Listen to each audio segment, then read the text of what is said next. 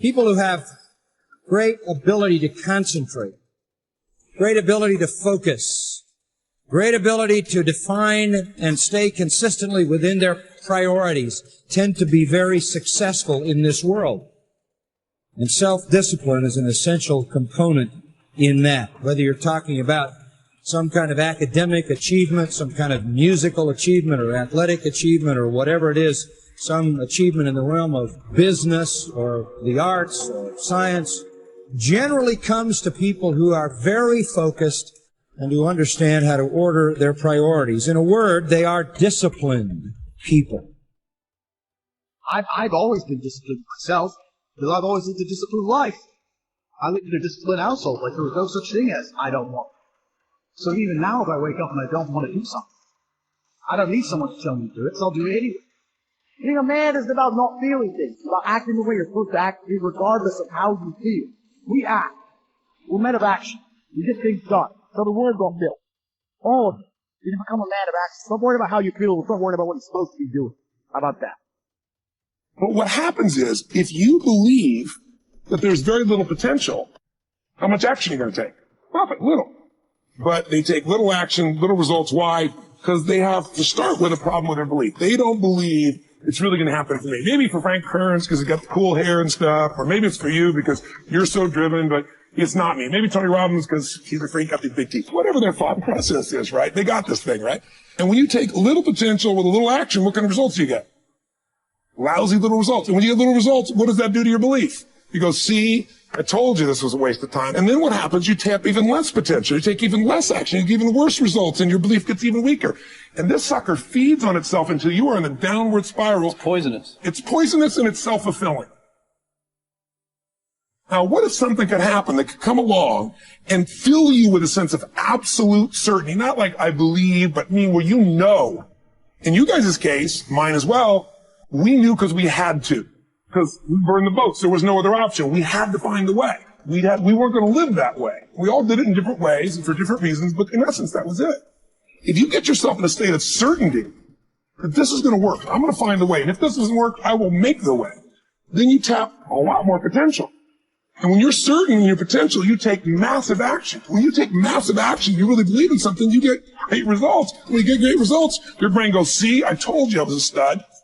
I told you this thing would work out. Now you're even stronger. You tap more potential, take greater action, greater results. That's how you went from $300 in a week to $2,500 in 5 days to $100,000 in a month to $1 million in a day. Same thing with you. And we get momentum. That's why the rich get richer and the poor get poorer. If you just make a decision, it can be sometimes the day that starts you on a brand new journey. Sometimes when you look back on it, the day that you decided was just about as exciting as the day when you finally accomplished the project.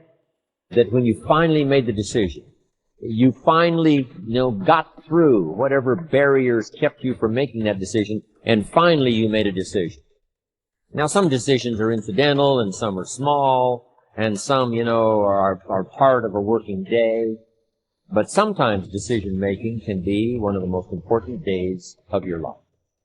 Maybe a decision you postponed, and now you understand the penalty of postponing that decision. You've got to do something, and finally you come to the conclusion today is the day. I now decide. And whether you decide on a new direction, whether you decide on a refinement in philosophy, whether you decide to act when before you haven't acted, you decide on a series of things that you're going to do, you decide. Deciding can be such an incredibly important, very exciting, inspirational day. So that can be an incredible source of inspiration. Now, if you don't follow through, it's not going to last all that long. If you decide and then, postpone and you decide but you still don't get to it for a week or a month or a year, soon all that energy and that source of inspiration is all dissipated. I believe that the single most important skill is the ability to make effective decisions. Because everything comes from decision. You only get new results if you take new actions. You only take new actions if that decision comes first. In other words, decision is the father or mother of all action. But not all decisions are equally good, as we all know. And the quality of our life comes down to the quality of our decisions. You want action. Action means you have to make some decisions along the way. And decisions, most people are so afraid to make the wrong decision, they don't make any decision. That is what you really need to be afraid of, being stagnant. So, get up and go. That idea isn't going to execute itself. You have to do it, and you have to do it now. Don't wait anymore. Don't think anymore. Don't plan anymore. Don't contemplate anymore. Don't make any more excuses or justifications. Don't rationalize anything else. No. Take the risk. Take the gamble. Take action now. No complacency. By 66, Pompey had already earned the title Magnus, making him, in fact, and in name, Pompey the Great. He had reconquered Spain. He had served as Rome's consul not once but twice. He had defeated Spartacus in the Third Servile War. And now he was being sent to dispatch the Cilician pirates who terrorized the Mediterranean. Before he left, he stopped for a private consultation with the Stoic philosopher Posidonius, one of the great minds of the ancient world. Posidonius's advice might have seemed rather redundant. Be the best and always superior to others, he had told the ambitious general, quoting a line from the Odyssey. But Posidonius wasn't talking about achieving more victories over the enemy. He was talking about conquering the self, not honors, but being honorable. Plutarch tells us about a far less famous general and statesman in Greece, many generations before Pompey.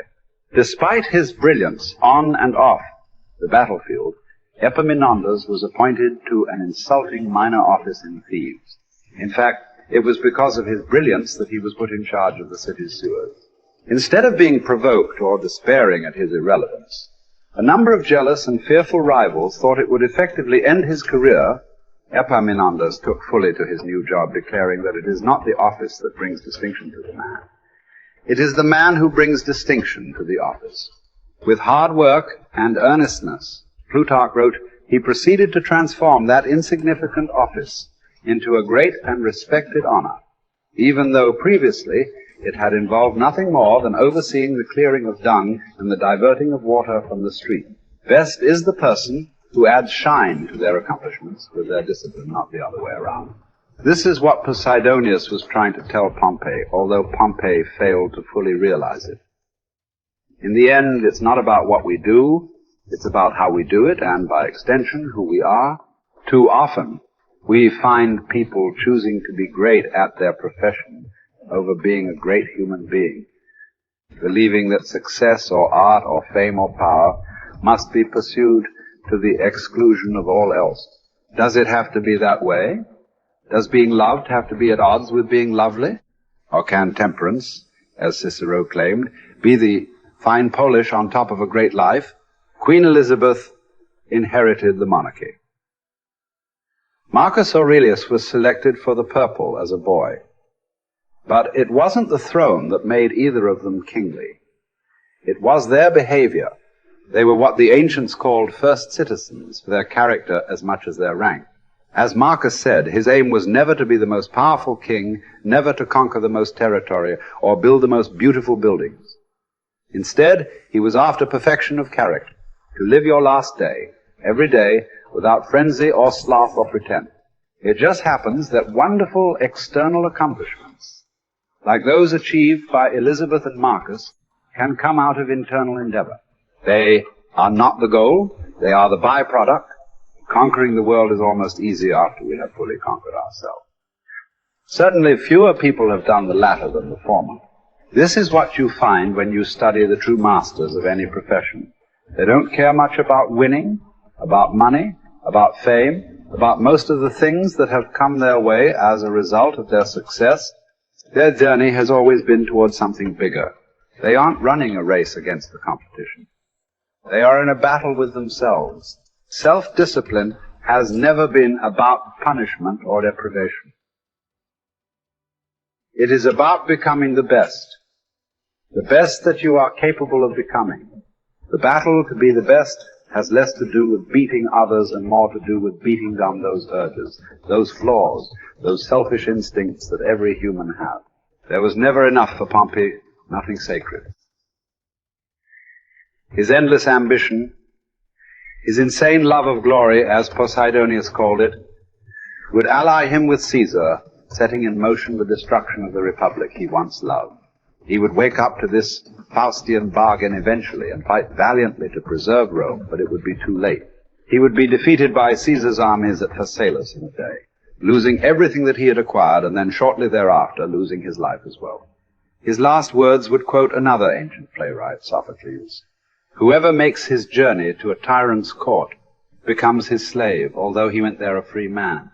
By chasing the wrong kind of best, fame, fortune, power winning, Pompey had chained himself to the worst. It cost him everything."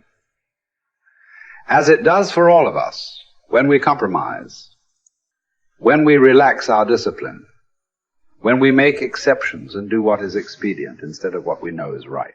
History is replete with great conquerors. There are far fewer generals who were great people.